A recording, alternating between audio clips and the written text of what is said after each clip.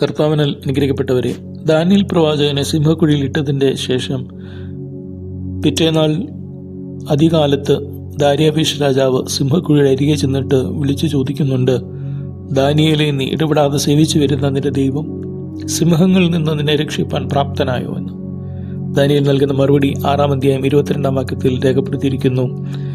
എനിക്ക് കേടുവരുത്താതിരിക്കേണ്ടതിന് എൻ്റെ ദൈവം തൻ്റെ ദൂതനെ അയച്ച് സിംഹങ്ങളുടെ വായ് അടച്ചു കളഞ്ഞു. ദൈവം എപ്രകാരമാണ് നമ്മുടെ ജീവിതത്തിൽ പ്രവർത്തിക്കുന്നതെന്ന് ദാനിയേൽ ഓർമ്മിപ്പിക്കുകയാണ്.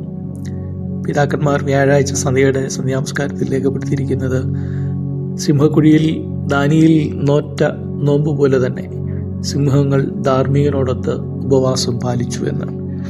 നമ്മുടെ ജീവിതത്തിൽ പ്രതികൂലമായി നിൽക്കുന്ന, ക്രൂരമായി നിൽക്കുന്ന, നമ്മളെ വിഴുങ്ങുവാൻ നിൽക്കുന്ന സാഹചര്യങ്ങളെ തരണം ചെയ്യുവാൻ നമ്മളുടെ ഉപവാസത്തിനും ദൈവവിശ്വാസത്തിനും നാം നിരന്തരം ആരാധിച്ചു വരുന്ന നമ്മുടെ ദൈവത്തിനും സാധ്യമായി തരും. ദൈവം തൻ്റെ ദൂതന്മാരെ അയച്ച് നമ്മെ സംരക്ഷിക്കും.